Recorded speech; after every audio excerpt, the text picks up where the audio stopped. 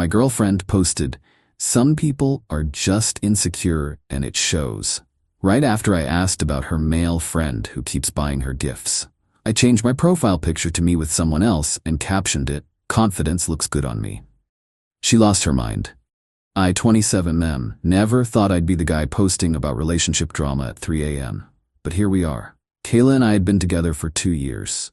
Good years, mostly. We'd just signed a lease together, adopted a cat named Kevin, started talking about the future in concrete terms. Then Marcus entered the picture. "He's just a friend from the gym," she said when I first asked. "Stop being weird about it." I wasn't being weird. The dude had bought her AirPods, new ones, the expensive kind. "Friends don't drop $250 on each other," I said. "Some friends do. Sorry, yours are broke." She posted on Instagram 20 minutes later. "Some people are just insecure and it shows." Her friends ate it up. Comments about toxic masculinity and controlling behavior and red flags. I was watching myself get gaslit in real time. Here's what I knew about Marcus. Personal trainer. BMW. Texted my girlfriend, "Good morning, beautiful," every day at 6 a.m. Yeah, I saw the notifications. Here's what Kayla didn't know I knew. I'd seen the Venmo transactions. Private but visible when she'd hand me her phone to order food. $50 late night talks. $75, being amazing. $100 just because. I said nothing.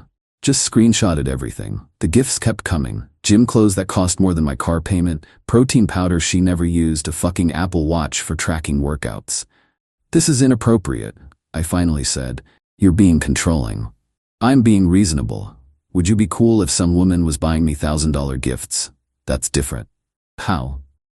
"It just is. Marcus is helping me with my fitness journey. You should be supportive." Another Instagram post that night. "Surround yourself with people who support your growth, not stunt it." I started paying attention. Really paying attention. She'd leave for the gym at 5 p.m. Come back at 9. 4-hour workouts? Sure. Hair perfectly styled? Interesting. Smelling like cologne that wasn't mine? Fascinating. "How was the gym?" I'd ask. "Great. Did legs today." She was wearing a dress. 2 weeks of this. 2 weeks of you're imagining things, and Marcus is just generous, and maybe if you went to the gym you'd understand. Then came her birthday. I'd planned dinner. Nice place. Reservations made 2 months in advance. She texted me at 3 p.m. "Hey babe, rain check on dinner? Marcus got the whole gym crew together for drinks for my b-day. You should come." The whole gym crew. Right. Sure, I texted back. "Address?" She sent it. Some upscale wine bar downtown. I showed up at 7. It was just them. Kayla in a dress I'd never seen, Marcus in a suit, candles on the table. They were sharing a dessert when I walked in. "Babe," she jumped up. "Where's everyone else?" "Good question," I said, sitting down uninvited. "Marcus?" He had the decency to look uncomfortable. "Hey man, just keeping your girl company till everyone showed." "For 2 hours? Time flies," Kayla said. "Wine?" I looked at the bottle. $200. I knew because I'd researched it for our anniversary and decided it was too expensive. "I'm good." The silence was beautiful. Marcus suddenly remembered he had an early client. Kayla was furious in the Uber home. "You embarrassed me. I showed up to your birthday celebration. The one you invited me to. You made it weird. It was already weird." She slept on the couch, first time in 2 years. Next morning, I woke up to another Instagram post. A picture of her and Marcus from last night, before I'd arrived. Her leaning into him, laughing. The caption, "Some people just get it, birthday vibes, real friends." The comments were already rolling in. Her sister, "You two look so good together." Her best friend, "About time you found someone who appreciates you." I made coffee, fed Kevin, thought about my options. Then I did something petty, maybe stupid, definitely satisfying. I changed my profile picture. Me and my coworker Lisa from the company holiday party. Harmless photo. We were laughing at something. I looked happy. The caption, "Confidence looks good on me." My phone exploded within minutes. "Who the fuck is that? Hello? Kayla, are you fucking serious right now? Answer your fucking phone. I'm coming home." She burst through the door 20 minutes later, still in pajamas. Hair a mess? Furious. "Who is she?" "Who's who?" "Don't play dumb, the girl in your photo." "Oh, Lisa? She's just a friend from work. Stop being weird about it." The look on her face. Chef's kiss. "Friends don't take photos like that." Like what? We're fully clothed, standing a foot apart, unlike some birthday dinner photos I could mention. That's different. How? Are you fucking her? Are you fucking Marcus? Silence. I can't believe you'd even ask that, she said finally. I can't believe you won't answer. She stormed back to the bedroom, slammed the door. I heard her on the phone, crying to someone about my emotional manipulation. 20 minutes later, Marcus texted me. Yeah, the ball's on this guy. Hey bro, Kayla's really upset. Maybe you should apologize. I texted back, maybe you should stop buying my girlfriend gifts. It's not like that. What's it like then? I'm just trying to help her reach her fitness goals. How much do AirPods squat? He stopped responding. But here's where it gets interesting. That night, while Kayla was at her sister's place processing, I did some digging. I went deep into Marcus's public Instagram. In his posts from last year, there was this one woman, Sarah, who was all over his feed. Gushing comments, tagged in photos, the works. Now, nothing. Her comments were deleted. She was gone. I found her profile and sent a message. Hey, weird question. Did you used to train with Marcus Chen? She responded within an hour. Who's asking? My girlfriend trains with him now, getting weird vibes. Run. Seriously, run. We talked for 2 hours. Marcus's MO was consistent. Find women in relationships, become their friend and mentor, buy them gifts their partners couldn't afford, create tension, play the supportive friend, wait for the breakup, swoop in.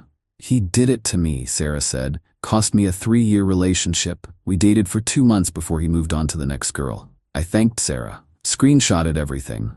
Created a folder. Kayla came home the next day, acted like nothing had happened. I think we need to set some boundaries, she said. I agree.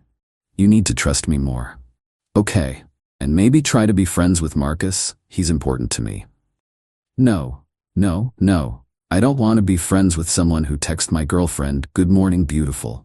You went through my phone, you hand it to me constantly. The notifications are right there. That weekend, she went to a gym competition, posted stories all day. Marcus featured heavily. In one video, his hand was on her lower back. In another, she was wearing a necklace I'd never seen before. I commented, "Nice necklace. New?" She deleted it within minutes. When she got home, I was packing. What are you doing? Giving you space to figure out what you want. I want you. And Marcus. As a friend. Friends don't buy you jewelry, Kayla. I pulled out my phone, showed her the folder, the screenshots of my chat with Sarah, the pattern. She went pale. You stalked him? I researched him. After he inserted himself into my relationship. This is psycho behavior. No, psycho behavior is gaslighting your partner while emotionally cheating. I left that night. Took Kevin. Left her with the rent she couldn't afford alone, and the realization that Marcus's gifts came with expectations. Update 1. Things got serious. Been at my brother's for a week. The texts started immediately. The usual stuff. You can't just leave. We have a lease. Kevin is my cat too. I'm on the adoption paperwork, so I ignored that. I sent her my half of the rent. Then our landlord called. She'd told him I'd abandoned the apartment and tried to get me removed from the lease. I sent him the proof of payment. He said not to worry about it. Then Wednesday, I got an alert from my credit monitoring service. Someone had applied for a high-limit credit card in my name. The application had my social, my birth date, my mother's maiden name. All info Kayla had. But they'd messed up one thing. They used her email address for the confirmation. I felt sick. This wasn't just messy, it was a felony. I filed a police report online and called my lawyer friend, Tom. You did the right thing, he said. This is identity theft. The fact that you have the confirmation email sent to her is damning evidence. The police will take this seriously. That night, Kayla called from a blocked number. Did you seriously call the cops on me? Did you seriously try to open a credit card in my name? I don't know what you're talking about. They used your email address, genius. Silence. Then a confession I was half expecting. I was desperate, okay? Marcus said he'd help with rent, but he's been weird lately, and I needed the money and... Marcus being weird? Shocking. Did he find a new client? She started crying. This isn't how this was supposed to go. Can you please call them off? We can work this out. Kayla, this is way beyond working it out. You committed a crime. It was a mistake. Please don't ruin my life. You should have thought of that before you tried to ruin mine. I hung up. Update 2. The implosion. The fraud investigation began. Meanwhile, the real breakthrough came from an unexpected source, Marcus's actual girlfriend. Yeah, he had a whole girlfriend. Her name's Diana. She DM'd me after seeing Kayla's old angry posts tagging me. "You dated Kayla, who trained with Marcus Chen," she wrote. "I think we need to talk." We met for coffee. Diana was smart, successful, and had been suspicious for a while. "We've been together 2 years, she said. "He cheats." "I know it, but he's a master gaslighter. They're just friends. The gifts are marketing. I'm paranoid." Gaslighting 101. Exactly. "What's the deal with Kayla?" I showed her everything. The Venmo transactions, the birthday dinner, the necklace from the gym competition. Her face went cold. "That's my fucking necklace." "What?" "The necklace she's wearing. I bought it for myself, kept it at his place. That absolute piece of shit." She was done. 2 years of this, I'm blowing it all up. And she did. Diana was methodical. She compiled her evidence and sent a formal complaint with screenshots directly to the gym's corporate HR and the franchise owner. She outlined a pattern of behavior that violated their code of conduct. The gym suspended Marcus immediately, pending an investigation. The fallout was quiet but brutal. Several other women, seeing he was no longer untouchable, came forward to HR with their own stories. He was fired by the end of the week. Kayla called me screaming, "Your psycho stalker got Marcus fired." "Not my stalker, that's his actual girlfriend. You were just a side piece." "That's not, we weren't. He was gonna leave her. For me." "Kayla, he said that to Sarah. He probably said it to others. You weren't special, you were a conquest." She hung up, then went on a social media rampage about being harassed. But with Marcus's reputation now in the toilet, even her friends weren't buying it. Her sister commented, "Kay, please stop, this is embarrassing." She deleted her account within an hour. Meanwhile, I was dealing with my own mess. My lawyer suggested mediation to settle the lease and property. With a pending felony investigation hanging over her head, Kayla didn't have much leverage. We met at Tom's office. She looked rough. We worked out a deal. I'd take over the lease. She'd move out by the end of the month. I'd keep Kevin. The fraud case was the elephant in the room. Her lawyer made it clear she wanted me to recant my story. "I won't lie to the police," I said.